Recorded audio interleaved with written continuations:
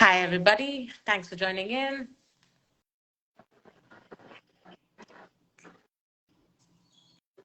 Pragya and I are delighted to be here talking to you today about fertility and empowerment. Welcome, Pragya. I hope you can see me now. Thanks, Medha. No, I can still not see you. I don't know what's up with this, but it's okay. We'll Yes, continue like we usually have. yes. You can see me later, maybe. Yeah. Yes.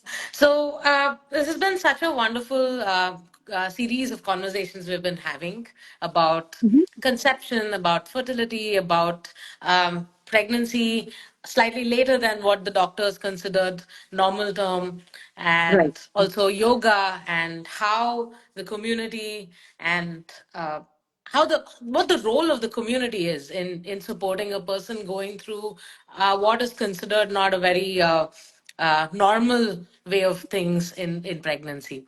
Right. So, in case and you haven't seen these previous videos, please go ahead and check them out. They're reels in either Pragya's or my profile. Go check them out. It's been a very, very enlightening, very heartful set of conversations.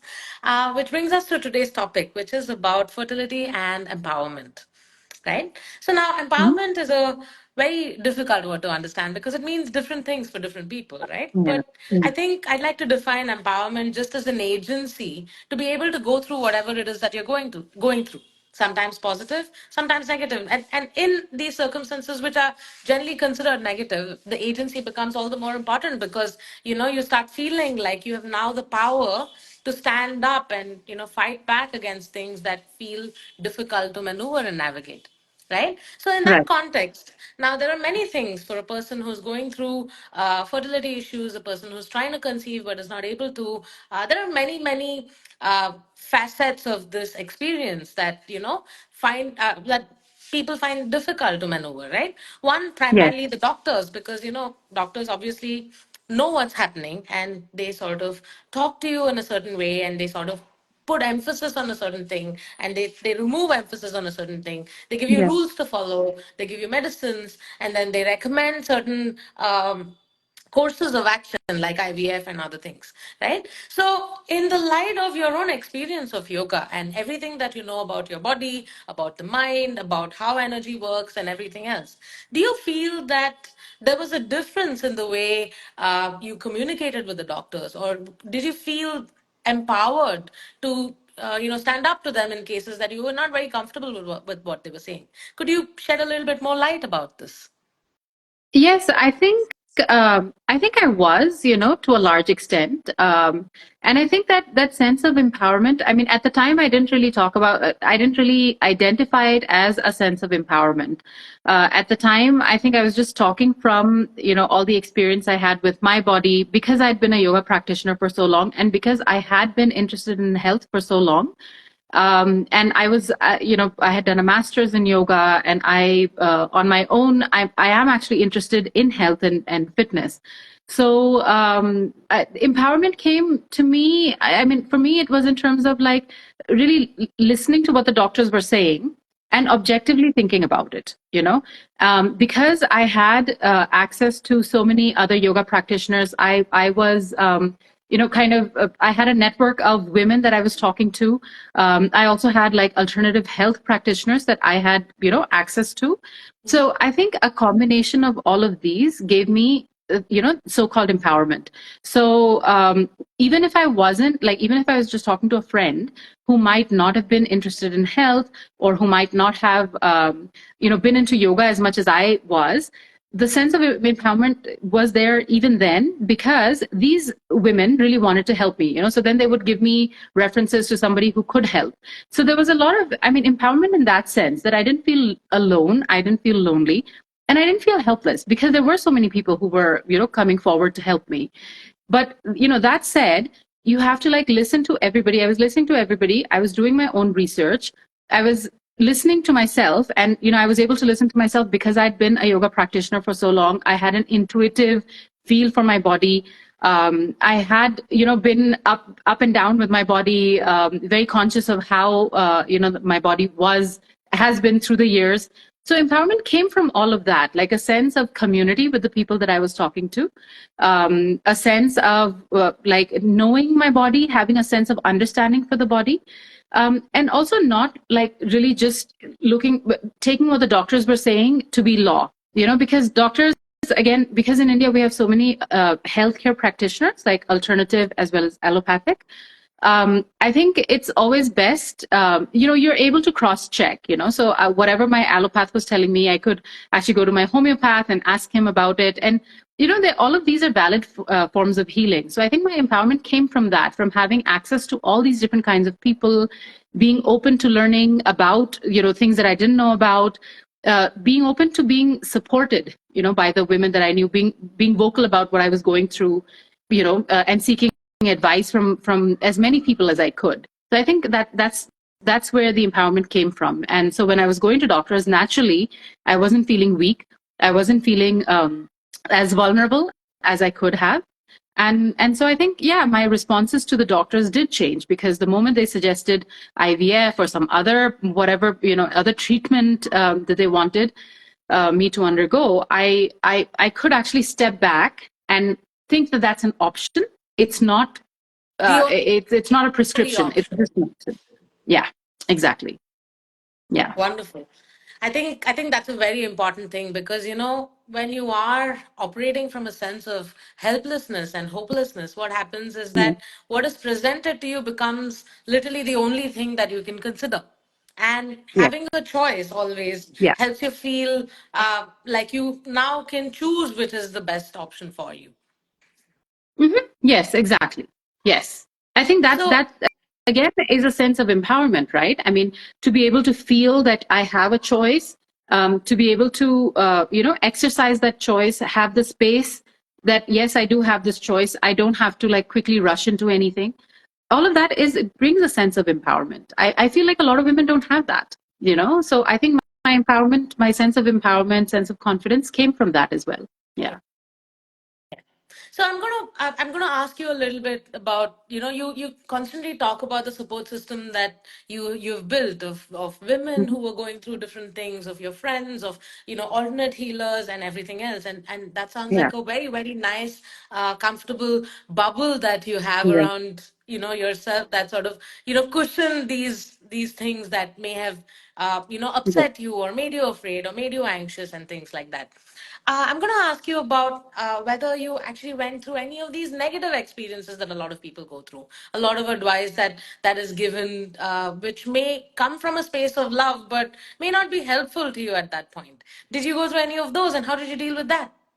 Yes, I think, yeah, I did, although I would have to say that by and large, people were very supportive, but there will always be those people who will say, you're over 30, 35, whatever is the Cut age off that limit. people think is, yeah, cut off limit, shelf life, So I think, there's always people like that. And they, that this sort of message comes to women. It's very subtly also, nobody's like overtly saying things, but it's like subtle ways of saying things like, the doctors know, and, obviously the doctor is the specialist, and, stuff like that. We don't know as much as the doctors know. So the advice came like this, in this way. So, but well, advice or whatever, lack thereof, however you want to put this. So there were many people who weren't, who weren't open to, who were, I feel that they were one-sided. They weren't really, they were just sold on this idea that the doctor knows best, and that if you have an issue, then the doctor is just really what, the one thing that can help. Who didn't really, I think they didn't really, they there are certain people who don't believe that a woman's health, like if a woman spends enough time on her health, on her physical, mental, emotional health, that counts for anything. But I was coming from a space, I was coming from a background where that counts for a lot, where I had helped a lot of women with their issues, with their, fertility issues, with their menstrual issues. So I had seen, the power of like maintaining good health and a good emotional state of mind. So I think, I did face that a lot. And of course, coming, doctors themselves, will tell you that you are getting old, you're born with a certain number of eggs, and then, that just depletes every month. And, they say, I remember one doctor, she just told me about everything that could go wrong in the process of natural conception. So she was trying to sell me IVF from that point of view, that even if you try naturally, so many things could go wrong. And she listed things which, if you just Google about it, or if you read about it, or if you speak to any other doctor about it, they'll say, but these are natural things. It's very natural. Like, yes, this could happen. Yes, this could happen. Hundreds of things could fail, in a system, but by and large, it doesn't. But this doctor was trying to sell me IVF by saying all of these things could go wrong. The egg could be, of bad quality. The implantation might not happen. Even if it happens, there might be a miscarriage. I mean, it was just horrible. In fact, and I remember she ended her whole advice or consultation session by telling me, and even if all of this happens naturally and you have a baby and you deliver a baby, the baby could be deformed. So stuff like this, these are the kind of things that people tell you. And if you're vulnerable, and if you don't, sort of like have a sense of empowerment about yourself, and if you don't have a sense of confidence, if you don't work on that, then it's so easy. I mean, imagine a woman is trying to conceive and the doctor is telling her, well, if you do it the natural way, it could even be deformed. So these are so the kind casual. of things that I had to deal with so casually. Yeah. It was horrible. I remember thinking at that time that if it wasn't me sitting here, me who has seen so many women conceiving naturally through yoga, through alternative health, through just taking care of themselves, if it was somebody else who was younger, perhaps they would be sold, because this is just, they're creating a fear psychosis, and ultimately, whether it's fear, whether it's pain, whether it's happiness, like, we have to sort of, you have to approach it in a particular way, a way that works for you, even if it's happy, whether it's a positive experience or a negative experience, we have to be empowered to approach it in the best way, to express ourselves in the best way possible. And I think at that time, with that doctor, I remember thinking, this is not the doctor for me. And I went around telling everybody, who even, anyone, because a lot of people ask me for advice, references for doctors, and I told them that this is what she told me. You never say something like this to a woman. You never say something like this, and she had, that was in such bad taste. So yes, I've gone through it, but I'm so grateful that, I came home and I called one of my friends and said, this is what she told me. And my friend was like, just don't listen to them, So, that's how I have dealt with it. But, that's how I dealt with it, with, like, always, not really, working from the gut. I felt that this was not the right thing to say. I felt that it was in poor taste. So I was not going to believe whatever she had told me. Yeah. So what I'm hearing you say is that empowerment comes from a series of things, right? One is the agency to say, I'm going to really do my own research. No Yes. matter what somebody else is telling me, I'm going to go and build this idea of the body that I have. Two is to go with your gut. Three is to have a series of people who may know more than you or who may have experienced the same thing, but they have this collective wisdom and to lean on it. And four is to have that support system and know that you are going through it not just alone, but there is an entire village supporting you. Yes. You have to operate from a space of security. And I know that's easy to say, but the opposite of that is operating from a space of fear, and a sense of security doesn't mean that, that you feel okay.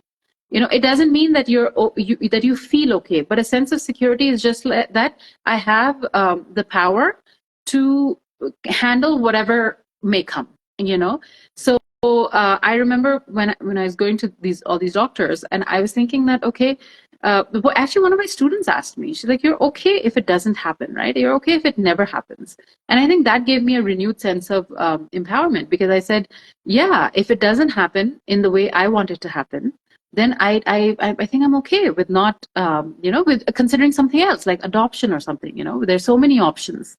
And I think, just asking yourself this question, like, are you okay if this happens? Are you okay if that happens? Because I think when we get too focused, and that's what what the doctors play on, like when you get too focused on like baby, baby, baby, in this way, in this particular way, a doctor, many doctors, especially those who are in the fertility space, they're selling you that. They're selling you this idea that, I have what I can give you a baby, like only I can give you a baby. It's but you have to do your research and understand the statistics for IVF, understand the side effects of IVF. A lot of doctors are not even telling women that. You have to speak to women who've undergone IVF and understand like exactly what's happening on the ground. Doctors are telling you you don't lose weight, you don't gain weight. Doctors are telling you nothing happens to your hormonal balance. But you speak to women. Women are telling you that that it's a hard process, emotionally, physically.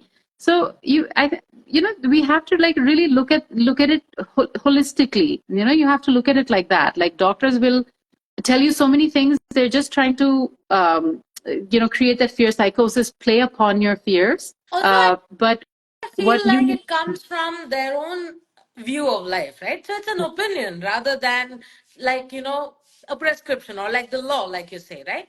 They may have seen a lot of things go wrong. They may have seen, this as a way to mitigate maybe emotional pain, like because, you keep trying naturally and it doesn't happen. Then they say, you know what, try IVF. And then, this process gets fast forwarded and it may be coming from a genuine space. Now, there is no way for us to ascertain what it is, right? But I think that it's very important to stop and just take control of your own emotional state about all of this because that's the primary space out of which all of this happens. Mm-hmm. Yeah. Yeah. Yeah. So the next question that I have for you, moving on, is about your entire idea of fertility. Now, you have been practicing yoga for a long time. You've taught people who've had fertility-based issues, PMS, menstrual cycle, irregularities. You've taught people with fibroids. You've taught people with different needs in the different cycles of fertility that they've gone through. So with that background and having gone through this experience yourself, now how has what was your idea of fertility and how has it evolved? Well, to be honest, like I never, thought about fertility as such. I had helped students with PCOS, PCOD, but I never really thought about fertility, as a standalone topic. But the moment I had to deal with fertility issues, so to speak, I started to see how everything comes together, and contributes to healthy fertility. So whether it's something like sleep, whether it's something like good mental health, I think it all came together for me. In a woman's fertility. So in yoga circles, like when you go deeper and when you're dealing with yoga therapy, and you do yoga therapy, they'll tell you that a woman's month is like basically structured around her menstrual cycle. You feel differently during ovulation, you feel differently when you're menstruating, PMS, post, all of that. Like your cycle is so important in how you feel. It's not just in your mind. So and I know many teachers, they actually teach yoga keeping the woman's cycle in mind. And I have started to think that you basically we have to work to support our fertility, because it's not just about having a baby, but it's about like overall health for a woman. So you might be somebody who doesn't want to have babies, and that's fine. But you might have PCOS or PCOD, and you might want to live a pain-free life. So fertility is there, like it's basically like the essence of good health. Like if painful periods, like for 3 days a week, or periods that never end, long periods, spotting, all of these things really contribute to the kind of life that we lead, the quality of our life. So now, for me, fertility has become about that, about women's health. Because if your cycles are on time, if your hormonal levels are balanced, it really, has an impact on how you think, how you behave, how you feel. And that's basically what, a good life is about. Like if you feel good, you have a good life. If if your periods are regular, if your hormones are balanced, then you end up living a better life. So it's, for me, fertility is not really about, now it's not really about just having a baby, but it's also how a woman takes care of herself. prior to conception, during pregnancy, after pregnancy. All it's more than just your reproductive organs. It's your yeah, it's like your hormonal health. It's how the quality of your sleep, and it begins, when a woman reaches puberty, right? When a girl reaches puberty, it begins then. At that point itself, I think we should be driving home like this idea that it's important to sleep well, to eat well, to exercise, meditate. And it eventually, all of this like really contributes to the quality of life, and that is what fertility means to me now. Yeah, I feel like we miss the forest for the trees very Yeah. often, right? So Yeah. just to Yeah. have that holistic sense that this is your entire life, right? There are Mm. ups and downs. It's like, if it's raining outside, you carry an umbrella. So if you're Yeah. ovulating or you're menstruating, you just change the things that you do. And it's a Exactly. very natural rhythm that, we need to understand about ourselves. Now, obviously your rhythm and my rhythm may not be the same, but Yes. aligning to our own natural rhythm is a very nice way to understand fertility, I Yeah. think. And also, yeah. So I'd like to say that also because, in yoga, we focus so much on a woman's cycle and the kind of asanas she does at different points in the cycle. We focus so much on that. So much so that, even if as a, like new yoga practitioners, like they sometimes feel bored by that, or they think there's not much to that. And, they continue their other activities. Like the argument is that, well, I can, do my weightlifting or my running throughout the month, so why must my yoga change throughout the month? So I, for a long time when I was a younger yoga practitioner, new yoga practitioner, I used to think that, that your body is resilient and strong and it can handle all of that. But today I feel that just because your body is resilient, it doesn't mean that you're going to load it. So it's good to practice yoga to support the body, to support your cycles. It's good to change your lifestyle to support what is happening internally.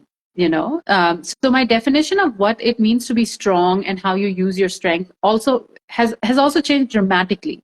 I will not do something just for the sake of doing it. So even in my pregnancy, like I have refrained from doing things which are very difficult, which my teachers, for instance, have told me not to do. I haven't practiced yoga, to achieve the asanas or to build strength. Like I cringe. There's so many times if you listen to podcasts, a lot of women say you can actually get stronger during your pregnancy. They say that, and I always feel like, what is the point? Your body is doing so What? much already. Yeah, yeah, you have your whole life to like strengthen the body or whatever. I think a body is strong enough anyways. Like if you're carrying a baby, and so many things are happening in your body, mentally also. And so, what's the point of loading your system, your mental and physical system, by saying like, I want to, do things like for instance, like a lot of people want to run marathons or, and while that's okay, like a lot of people do that and fine, you can weightlift also, whatever is good for you, whatever you think works for you.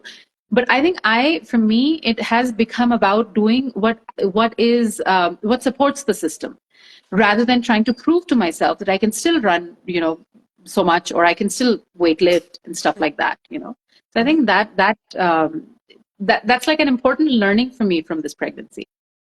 That's wonderful because I think just being in tune with everything that's happening right now with this phase can really really change a lot of things, and I think that's what you said even about the larger goal of fertility during ovulation, during Yeah, menstruation. There are just things that you're naturally predisposed to do that make you feel good, and if you just start doing that, then you not only get yeah, sensitive, you also get more energetic and you feel calmer. yeah. So that's a very nice way to think about fertility.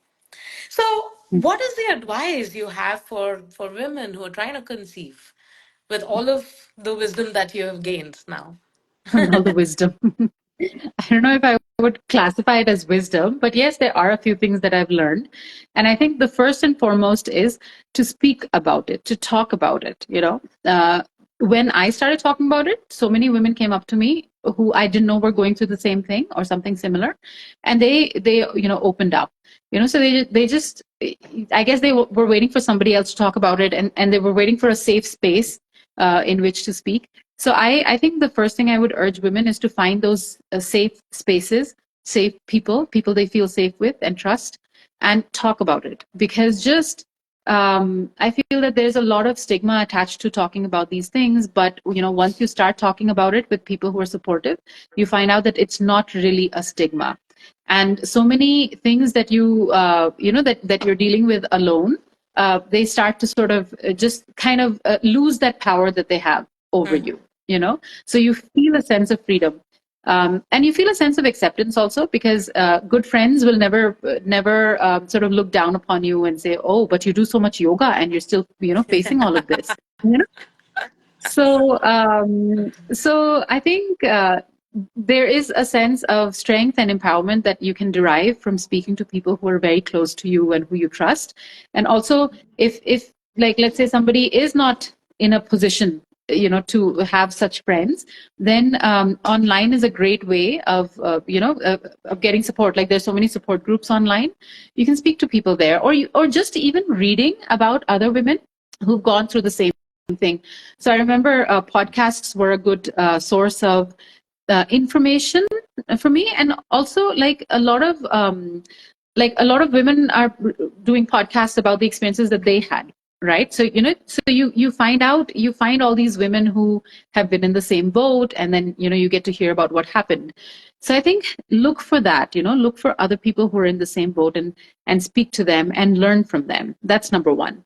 Number two, I cannot emphasize this enough, but women have to start working out regularly, do yoga Mhm. regularly, meditate regularly. Like, there's no, you cannot compromise on that aspect. Like, there is no compromise on that. If you're going to treat your body like a dustbin, it's going to behave like a dustbin. It's going to stink. You cannot expect to put trash into your body and expect to have a good quality of life. I'm sorry. So women, even those who are not trying to conceive, like, they should be working out. And women who are trying to conceive, look at and you already work out, look at the quality of your sleep, look at the quality of your thoughts. Consider going to therapy. All of these things really help. I think looking at a like holistic lifestyle, if you already work out. But if you don't work out, then the first thing to do is to get some sort of activity in, Start there. fix your diet, fix your sleep. Yes, start. Yeah. Yeah, because like a lot of women, like, because like, we advise women that yoga is like not an overnight thing. It's not even going to happen in a month. It takes time. So a lot of women think like, well, it's just going to, I should just go a different route. But no, even if you decide to do IVF, yoga is always going to help. It's a very powerful practice. Taking care of your body, taking care of your mind, it's something you will definitely reap the results of that. So that's number two, I'd say. I mean, that's very important. And then I'd say that look for, like don't settle on one doctor. Look for a couple. Like, you have to shop for a good doctor, and you'll know that the doctor is good for you. Like, your gut will tell you. You shouldn't go by what other people have told me. I told you, like, a lot of people told me, like, gave me references to doctors saying that he helped me. And I would go to those doctors with a lot of hope, a lot of optimism. But ultimately, like, if something did not sit right with me, like the doctor who told me that I might as well, I could deliver like a deformed baby even if it was like a natural conception. Like, she came so recommended. She, if you Google her online, hundreds of links and hundreds of stories and all of that. But she wasn't for me. I did not like that approach that she had. So, do your research about doctors also. Go around a little bit, find a good doctor, go with your gut instinct. Yeah. So, between these three, I think you can really handle any kind of stress that comes your way, any kind of problem that comes your way. And, all that yoga, all that exercise is just going to keep you upbeat and strong. So, all of these are important, I feel. Wonderful. So I have a slightly, I think it's a derivative of the question that I previously asked. So Uh-huh. now, a lot of women are actually going through fertility issues. Like you said, a lot of people Mm. don't feel comfortable to talk about it. So, as a Yes. person who has a social circle where somebody is going through this, what is the advice you would give to me? Right? Like, what would you what would you tell somebody who's trying to support a woman who's going through this process as something that they can take back and that will help? Yeah. I think just listen to them, and try your best to, support them with whatever resources you have, So I remember a lot of people just, would just give me links to podcasts, and that helped. Like, they might not know what I'm going through, but they're good friends of mine. And they would just give me links to podcasts that they thought, that they had heard and they thought would help me. Books, people who weren't going through it, but knew about books that they could give me, articles. I remember one of my friends when I was when many doctors told me that IVF has absolutely no impact on a woman's body. Many doctors told me this, that the hormones are very light, nothing happens to your body, that you gain weight only because you don't exercise. Some doctors were trying to spin the narrative. And I told a friend of mine this, and she's like, "Well, I know one person who's been through IVF, so let me, get you the contact." That lady, she could not speak English or Hindi, and I don't speak Kannada. I can maybe understand it a little bit. And I remember our conversation was maybe only 7 or 10 minutes, but in whatever little English she knew, little catchphrases like very difficult, pain, so much pain. She I would say she went out of her way to really, tell me in whatever way she could about her experience. And I mean, that was so heartwarming. I mean, she didn't have to do that. She could have just told my friend, she doesn't speak Kannada. I can't speak to her. But no, she didn't do that. So I think that's the thing. You try to support your people, your friends, in the best way you can. So even if it's just a link to an article, that also helps. Giving them, like an ear, like just listening to them, that also helps. Once you listen to them openly, with an open mind, then you'll be able to figure out, does this person, should I, ask somebody to speak to this person? Should I recommend a therapist? Should I just look in my network to see if somebody has a book recommendation or something like that? You'll know, like, but you just have to give them a patient hearing. What Okay, let me flip this question. What should you Okay. not do to support a woman who's going through this? Oh gosh. I think I think a lot of people end up minimizing the journey, a woman's journey. A lot of people, based on their own belief system, will just say things like, "Oh, why don't you just adopt? Oh, why don't you just go for IVF? So many people do it." That's minimizing what a person wants to do. All women know about adoption. Everybody knows about IVF, but every experience is different. It's you have to really humanize the problem. I think when you become dismissive about it, like, "Oh, why doesn't she just go for IVF?" Or, "Why doesn't she just adopt?" Like, when you become dismissive about it, you become very insensitive. I think that's what you should not do. The basic thing that women deserve, women who are going through any kind of problem, is to be heard. So at least you, because a woman is coming to you for some reason, maybe because they trust your judgment, maybe because you're friends, she's not coming to you because she doesn't respect or value your time and you. She's coming to you for a reason. So the least you can do is give them space to express themselves. So don't be so dismissive. I know a lot of people who have been dismissive, and that's horrible. That's horrible to go through. Yeah. Yeah, I think this is a very good reminder for all of us to just not put our own opinions or fears upon Hmm. somebody else who's already going through a lot of Yeah. their own, and just listen, and maybe that way the person you're listening to can find their own answers. Yeah. Exactly. Yeah. I Least you can do is listen. yeah, Yeah. that is the hardest thing, but I think that we all need to build the kind of strength for that. Yeah. Yeah. So this has been a very, very heartful, wonderful conversation, Pragya. for those of you who are still listening in, next week we're going to be talking a lot of technical things about yoga and fertility and pregnancy. So please join in. Please share this with somebody who is going through this entire process, fertility issues, just understanding a little bit more about how to organize yourself, your mind, your thoughts, the support systems. And, we will see you next week. Yeah. Thank you for joining in, Pragya. Thank Bye-bye. you, Medha. Thank you, everybody. Bye.